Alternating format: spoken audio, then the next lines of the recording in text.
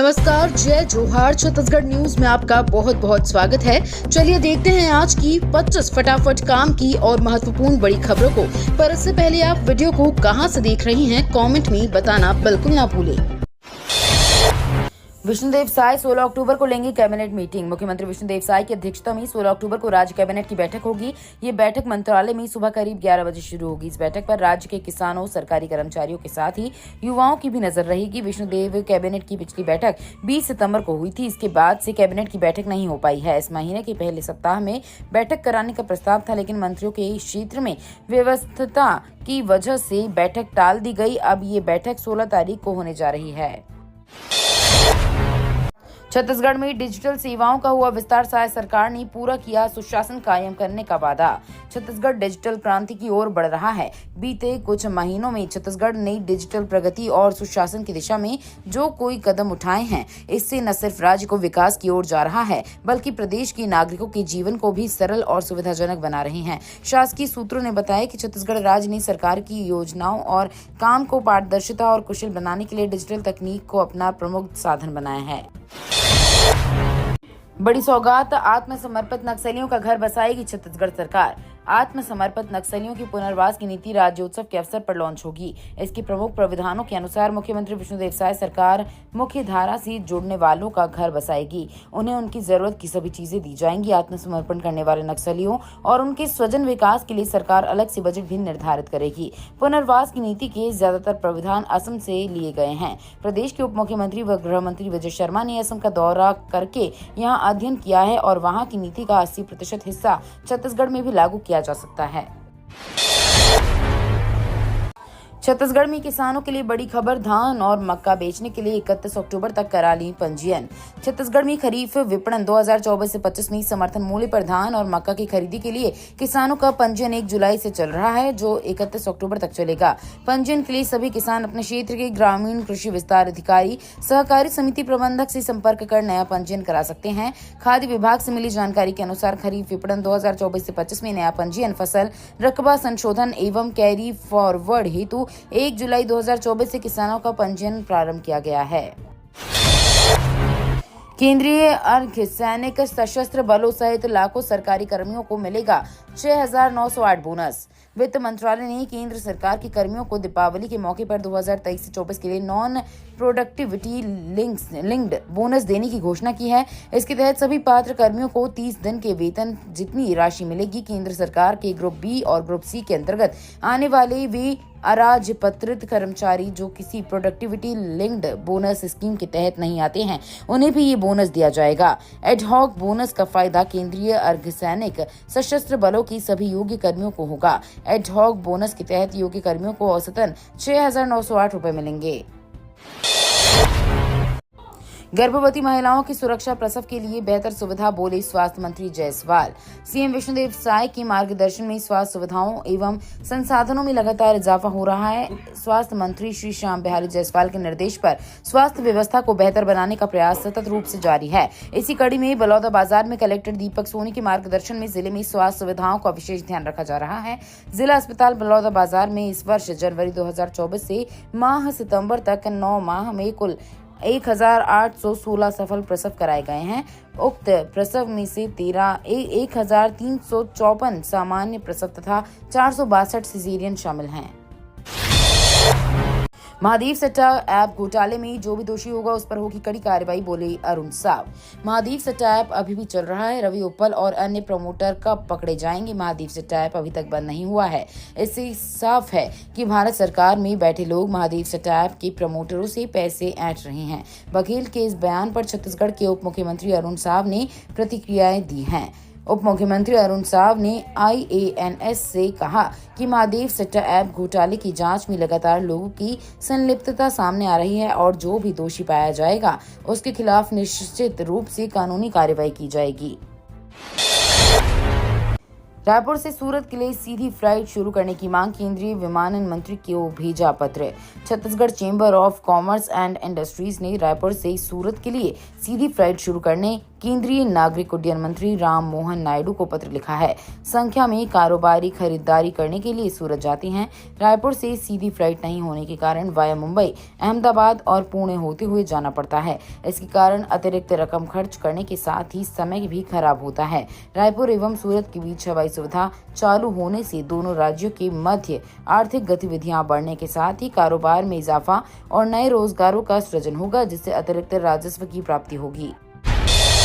PM आवास के 9,000 हितग्राहियों को करना होगा इंतजार। प्रधानमंत्री आवास योजना के 10,000 से ज्यादा हितग्राहियों को पीएम आवास के लिए अभी इंतजार करना पड़ेगा। दरअसल जिले के ग्रामीण क्षेत्र की आवास प्लस सूची में 11,960 हितग्राहियों का नाम शामिल है, लेकिन इस बार महज 2,315 आवास ही बनाए जाएंगे। शासन ने मौजूदा वित्तीय वर्ष के लिए केवल इतने ही आवास के निर्माण को मंजूरी दी है। जिला पंचायत से जुड़े सूत्रों से मिली जानकारी के मुताबिक इसी प्रकार पूर्व के स्थायी प्रतीक्षा सूची 5,048 आवास का लक्ष्य है।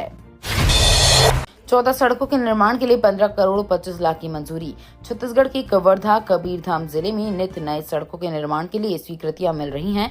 आने वाले समय में वनांचल से लेकर मैदानी क्षेत्र में रहने वाले ग्रामीणों को सड़क मार्ग आवागमन में सुविधा होगी। इससे कृषकों को भी परिवहन बड़ी राहत होगी।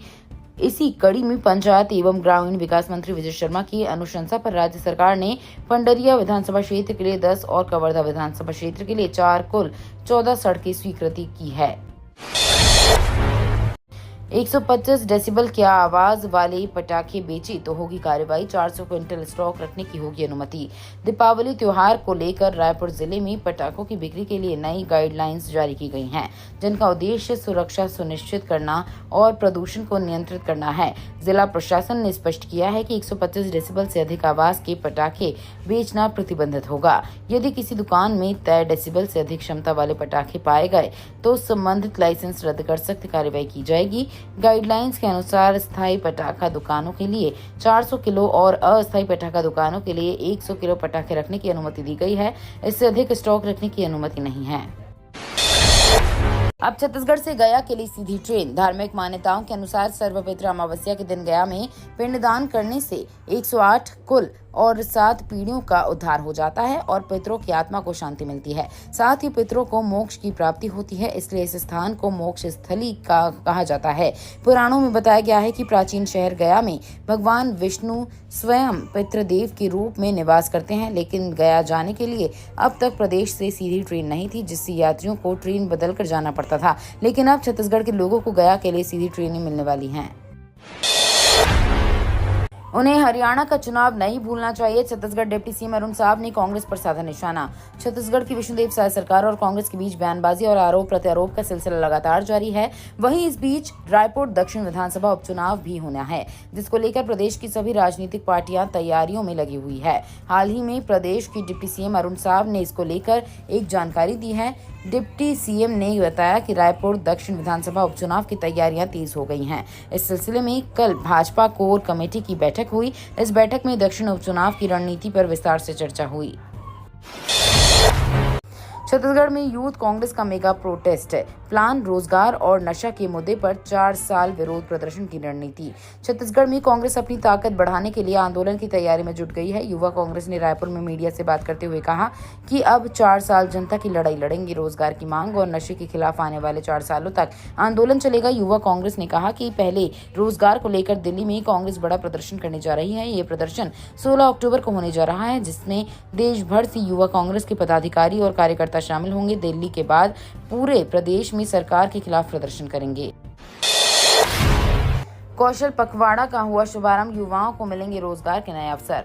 छत्तीसगढ़ शासन के निर्देश अनुसार अंबिकापुर के लाइवलीहुड कॉलेज में कौशल पखवाड़ा का सोमवार को शुभारंभ किया गया। इस उद्घाटन समारोह में अलग अलग क्षेत्रों से आए प्रशिक्षित हितग्राही और जनप्रतिनिधि शामिल हुए। कौशल पखवाड़ा के अंतर्गत जिले में प्रशिक्षित हितग्राहियों को स्वरोजगार के क्षेत्र से जोड़ते हुए लघु घरेलू उद्योग का व्यवसाय प्रारंभ करने के लिए जिले के खादी ग्राम उद्योग, जिला व्यापार उद्योग केंद्र, जिला अंत्यावसायी आदि विभागों से सामंजस्य कर ऋण प्रदाय में सहयोग किया जाएगा।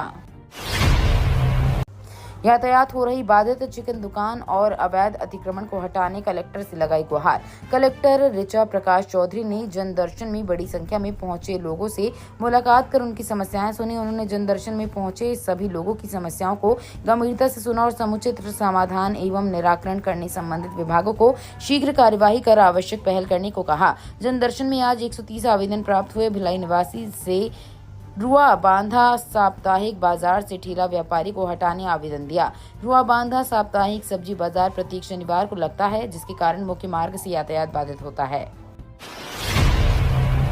अवैध मकान और दुकानों पर चला बुलडोजर। बिलासपुर में 11 एकड़ सरकारी जमीन पर अवैध कब्जा। छत्तीसगढ़ के बिलासपुर में सरकारी जमीन पर अवैध कब्जा कर बनाए गए मकान और दुकानों पर निगम ने बुलडोजर चलवा दिया। यहां ब्राह्मण समाज को आवंटित 2 एकड़ सहित भूमि सहित 11 एकड़ जमीन पर अवैध कब्जा किया गया। मामला सरकंडा क्षेत्र के खमतराई का है। निगम की टीम मकान और दुकानों को ढहाने की कार्रवाई करती रही। बताया जा रहा है कि 94 अन्य अतिक्रमणकारियों का भी कब्जा हटाया जा रहा है। इसके साथ ही सरकारी जमीन पर अवैध कब्जा करने वालों पर एफआईआर भी कराई जाएगी। रायपुर में डीएड कैंडिडेट्स का प्रदर्शन। बड़ी संख्या में अभ्यर्थी मंत्रालय पहुंचे जल्द नियुक्ति देने की कर रहे मांग। नियुक्ति पत्र की मांग को लेकर डीएड डिप्लोमा कैंडिडेट रायपुर में मंत्रालय के सामने प्रदर्शन कर रहे हैं। अचानक बड़ी संख्या में कैंडिडेट के मंत्रालय पहुंचने से पुलिस विभाग में भी हड़कंप मच गया। पुलिस की टीम मौके पर तैनात है। दरअसल 2 अक्टूबर से छत्तीसगढ़ के डीएड कैंडिडेट सहायक शिक्षक पर नियुक्ति की मांग को लेकर नवा रायपुर में अनिश्चितकालीन हड़ताल पर बैठे हैं। 300 से ज्यादा अभ्यर्थी नियुक्ति पत्र की मांग कर रहे हैं। वहीं शिक्षा विभाग के अधिकारियों से मिलने की मांग कर रहे हैं। कैंडिडेट ने कहा कि सुप्रीम कोर्ट, हाई कोर्ट के आदेश के बाद भी डीएड कैंडिडेट की नियुक्ति अटकी हुई है। टमाटर, फूल गोभी ने निकाला दम, बिगड़ा किचन का बजट। टमाटर की कीमत 100 रुपए प्रति किलो और फूल गोभी 120 रुपए प्रति किलो के पार पहुंच गई है, जिससे रसोई का बजट बिगड़ गया है। सब्जियों के अचानक बढ़ते दामों ने गृहिणियों के लिए सब समस्या खड़ी कर दी है, क्योंकि वे अब स्वादिष्ट भोजन तैयार करने में कठिनाई महसूस कर रही हैं। त्योहारी सीजन में सब्जियों की आवक कम होने से दाम लगातार बढ़ रहे हैं। पहले से महंगाई की मार झेल रहे आम आदमी के लिए सब्जियों की बढ़ती कीमतें एक नया बोझ बन गई हैं। छत्तीसगढ़ में वक्फ बोर्ड की संपत्तियों पर अवैध कब्जों की होगी जांच। छत्तीसगढ़ में वक्फ बोर्ड की संपत्तियों पर अवैध कब्जे की विस्तृत जांच कराई जाएगी। ज्यादातर संपत्तियों पर कांग्रेस नेताओं का कब्जा है और जो भी लोग इन संपत्तियों पर अवैध रूप से कब्जा किए हुए हैं उनके खिलाफ कठोर कार्रवाई की जाएगी। ये बयान वक्फ बोर्ड के नए चेयरमैन डॉक्टर सलीम राज ने सोमवार को दिया। जब वे इस पद पर चुने गए, उन्होंने साफ किया कि उनकी प्राथमिकता अवैध कब्जों को हटाना और समाज की बेहतरी के लिए काम करना है। छत्तीसगढ़ के जिले में तेजी से बढ़ रही एड्स मरीजों की संख्या। नगर व ग्रामीण क्षेत्र में HIV के रोगियों की संख्या में लगातार इजाफा हो रहा है। पंखाजूर इलाके में ये लाइलाज बीमारी लगातार तेजी से अपने पैर पसार रही है और लगातार बढ़ती HIV पॉजिटिव मरीजों की संख्या चिंता का विषय बनती जा रही है। सबसे ज्यादा एड्स मरीजों की संख्या कांकेर जिले के पंखाजूर में बताया जा रहा है। Block medical officer doctor DK Sinha से मिली जानकारी के अनुसार पंखाजूर क्षेत्र में सन 2011 से अब तक 80 एड्स से पीड़ित मरीजों की संख्या दर्ज की गई है। छत्तीसगढ़ में मानसून खत्म, अब बढ़ेंगी ठंड या सताएगी गर्मी। प्रदेश में पिछले करीब 10 दिन से बारिश नहीं होने से एक बार फिर तापमान 33 डिग्री सेल्सियस के पार हो गया है, जिससे उमस भरी गर्मी बढ़ी हुई है। छत्तीसगढ़ से मानसून की अब विदाई लगभग होने वाली है। इसी के साथ ही प्रदेश में गुलाबी ठंड की दस्तक हो जाएगी। हालांकि दिन के तापमान में कमी के आसार कम है, वहीं सुबह और शाम को हल्की ठंड से लोगों को राहत जरूर मिलेगी। मौसम विशेषज्ञों के अनुसार 20 अक्टूबर से पहले ठंड की शुरुआत हो सकती है। कोल लेवी मनी लॉन्ड्रिंग के आरोपियों का होना चाहिए नार्को टेस्ट, EOW ने लगाया आवेदन। ACB EOW ने नार्को टेस्ट कराने की जरूरत बताते हुए भूपेश कुमार बसंत की विशेष कोर्ट में आवेदन लगाया है। EOW कांग्रेस शासनकाल में हुए 450 करोड़ ये कोल लेवी और 127 करोड़ के कस्टम मिलिंग घोटाले के आरोपियों का नार्को टेस्ट कराना चाहती है। कोल लेवी और मनी लॉन्ड्रिंग घोटाले में जेल में बंद कांग्रेस नेता सूर्यकांत तिवारी, उनके भाई रजनीकांत तिवारी, निखिल चंद्राकर के टेस्ट के लिए आवेदन लगाया गया है। इसी तरह से कस्टम मिलिंग घोटाले के आरोपी रोशन चंद्राकर के लिए भी नार्को टेस्ट की अनुमति मांगी है। भारत का कनाडा पर बड़ा एक्शन, पहले फटकारा फिर उसके उच्चायुक्त को किया तलब। भारत अब कनाडा पर सख्त होता जा रहा है। भारत ने जस्टिन ट्रूडो के नए आरोपों पर कनाडा के उच्चायुक्तों को समन किया है। इससे पहले भारत ने कनाडा के उन संकेतों को बेतुका आरोप बताकर सिरे से खारिज कर दिया, जिसमें ओटावा में भारतीय उच्चायुक्त को सिख अलगाववादी हरदीप सिंह निज्जर की कथित हत्या की जांच से जोड़ा गया है। सरकार ने एंड्रॉयड यूजर्स के लिए जारी की चेतावनी। भारत सरकार की Indian computer emergency response team ने एंड्रॉयड यूजर्स के लिए चेतावनी जारी की है। CERT इन के मुताबिक एंड्रॉयड के V12, V12L, V13, V14 और V15 वर्जन में वल्नरेबिलिटी पाई गई है, जो एक तरह की कमजोरी है, जिसका फायदा उठाकर साइबर हैकर्स अपने डेटा और पर्सनल डिटेल चुरा सकते हैं। ऐसे में वर्जन अपडेट करने की सलाह दी गई है। ये तो थी आज की बड़ी खबरें। अगर आपको न्यूज पसंद आई हो तो वीडियो को लाइक और शेयर करना बिल्कुल ना भूलें। धन्यवाद।